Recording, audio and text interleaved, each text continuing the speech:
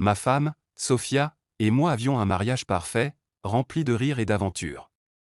Après 3 années incroyables, nous avons décidé de fonder une famille.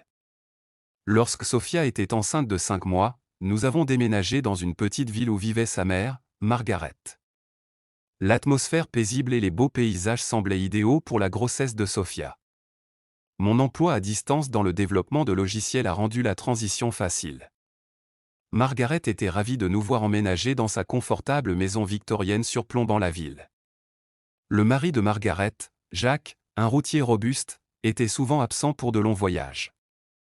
Cela laissait Margaret, une époustouflante femme de 55 ans aux yeux verts perçants et aux cheveux châtains, se sentir seule dans leur grande maison victorienne. Lorsque nous sommes arrivés, Jacques est parti pour un voyage de 2 semaines, et Margaret était ravie de nous avoir pour lui tenir compagnie. Elle s'est activée à préparer la nurserie, à dorloter ma femme enceinte et nous a fait visiter la charmante ville, mettant en avant ses cafés pittoresques, ses parcs fluviaux et ses monuments historiques. Margaret semblait s'épanouir avec une maison pleine à nouveau. Ma femme et moi sommes devenus proches d'elle, mais notre propre relation a commencé à se déliter. Ma femme se retirait tôt, laissant Margaret et moi discuter près de la cheminée. Un soir, Margaret est entrée dans la pièce dans une robe courte et éblouissante. Elle a éteint les lumières, et la cheminée a projeté une lumière chaude. Margaret s'est assise sur mes genoux, chuchotant « Je sais ce dont vous avez besoin. Laissez-moi vous aider. » J'étais paralysé par la peur, mais Margaret a pris les choses en main.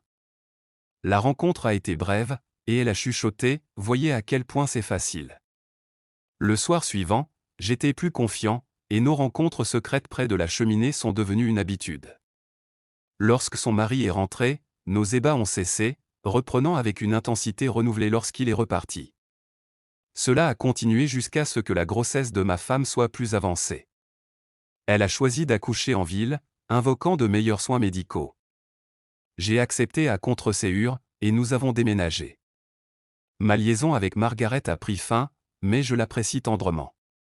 Maintenant, j'essaie de convaincre ma femme d'avoir un autre enfant, espérant ranimer cette connexion perdue.